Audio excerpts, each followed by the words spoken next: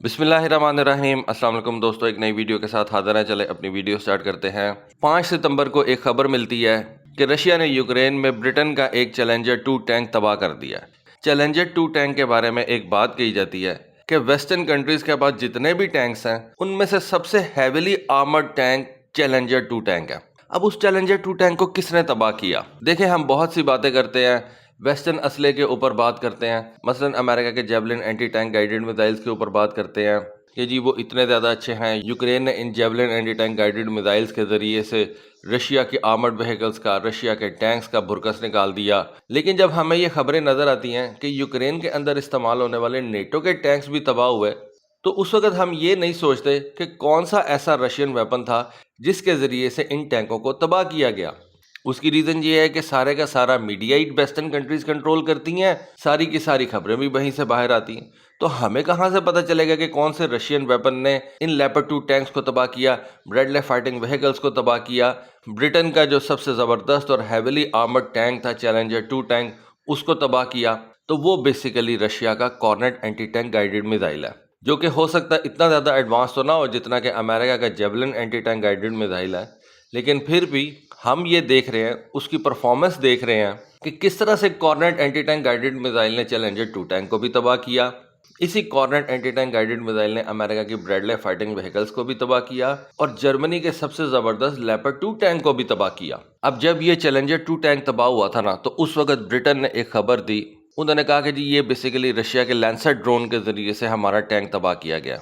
लेकिन बाद में रशिया की तरफ से एक वीडियो रिलीज की गई जिसको देख के पता चलता है कि ये किसी कामिकाजी ड्रोन के स्ट्राइक के नतीजे में टैंक तबाह नहीं हुआ, बल्कि इस टैंक को तबाह करने के लिए रशिया ने अपना कॉर्नेट मिसाइल इस्तेमाल किया था। और कॉर्नेट मिसाइल के बारे में हम जानते हैं कि ये एक एंटी टैंक गाइडेड मिसाइल है। तो चैलेंजर 2 टैंक को तबाह करना कॉर्नेट मिसाइल की एक बड़ी कामयाबी है। ये जो कॉर्नेट मिसाइल है, इसको पर्सनल्स भी कैरी कर सकते हैं और ये लाइट व्हीकल्स के ऊपर भी माउंट किया जा सकता है। इसका टोटल वज़न जो है वो 28 केजी बताया जाता है और इसको पहली दफ़ा सर्विस में 98 के अंदर इंडक्ट किया गया था। और एक मैं और आपको बात बता दूं कि दुनिया के अंदर सबसे ज़्यादा नंबर ऑफ टैंक क्लासेस इस मिसाइल ने तबाह की हैं। लेपर्ड 2 टैंक इसने तबाह किया, ब्रैडले फाइटिंग व्हीकल इसने तबाह की, चैलेंजर 2 टैंक इसने तबाह किया।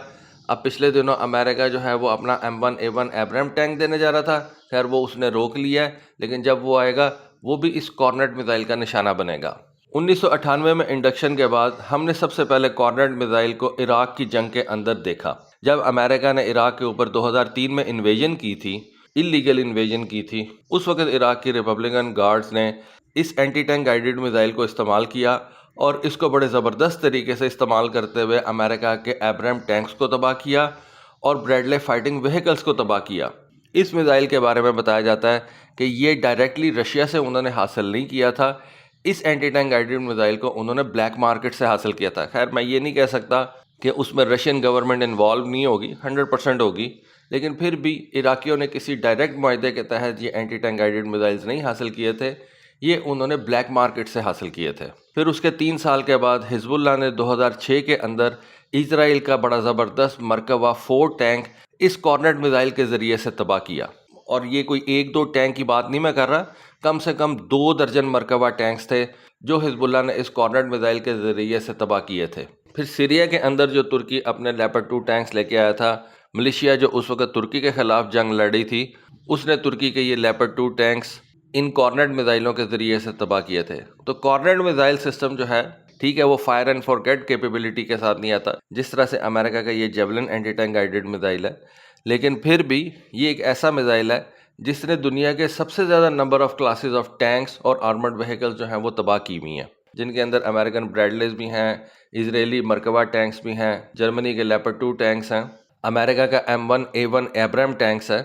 इस कॉर्नेट मिसाइल के बारे में बताया जाता है कि इसके अंदर 2 टैंडम चार्ज वॉरहेड्स इस्तेमाल किए जाते हैं, 2 हीट चार्जेस जिनको एक रॉकेट मोटर सेपरेट करती है उनको इस्तेमाल किया जाता है। और ख़ास तौर पे ये जो दूसरा इसका वॉरहेड है वो बेसिकली टैंक के अंदर जाके जब फटता है, जितना मर्जी ज़्यादा टैंक के ऊपर आपने रिएक्टिव आर्मर लगाया हो वो उसको बर्दाश्त नहीं कर सकता और उसका एक्सप्लोसिव जो है वो ये सारे के सारे काउंटर मेजर्स को उड़ा के रख देता है। रशिया ने इस कॉर्नेट मिसाइल को काफ़ी दफ़ा जो है वो इम्प्रूव किया है, इसकी कैपेबिलिटीज़ को बढ़ाया, इसको अपग्रेड किया है और इसका एक एक्सटेंडेड रेंज वेरिएंट जिसको कॉर्नेट EM के नाम से जाना जाता है, जो कि टारगेट को ऑटोमेटिकली ट्रैक करने की कैपेबिलिटी रखता है और एडवांस काउंटर मेजर्स के साथ आता है अगेंस्ट एक्सप्लोसिव रिएक्टिव आर्मर, उसको तैयार किया है। ये जो कॉर्नेट मिसाइल्स हैं, पाकिस्तान भी इनका एक एडवांस वेरिएंट इस्तेमाल करता है, कॉर्नेट E के नाम से उसको जाना जाता है। 2017-2018 के अंदर पाकिस्तान ने ये laser guided anti tank missiles Russia से हासिल किए थे। बहुत ज़्यादा बड़े नंबर के अंदर नहीं हासिल किए थे, सिर्फ 50-60 के नंबर में ये लॉन्चर्स हासिल किए गए थे और मिसाइलों की तादाद कुछ हंड्रेड्स के अंदर थी। और पाकिस्तान आर्मी इन एंटी टैंक गाइडेड मिसाइलों को इस्तेमाल करती है। अब रशियंस इन एंटी टैंक गाइडेड मिसाइलों को यूक्रेन की जंग के अंदर इस्तेमाल कर रहे हैं और वहाँ पे ये anti tank guided missiles western countries की धज्जियाँ उड़ा रहा है और रशिया के अटैक हेलीकॉप्टर के साथ मिलके वेस्टर्न कंट्रीज़ के टैंकों को तबाह कर रहा है। तो दोस्तों, ये थी आज की वीडियो, ये थी आज की इन्फॉर्मेशन। होपफुली आपको आज की वीडियो, आज की इन्फॉर्मेशन पसंद आई होगी। कमेंट सेक्शन में अपनी राय से ज़रूर आगाह कीजिएगा। आज के लिए बस इतना ही। Thank you. अल्लाह हाफिज़।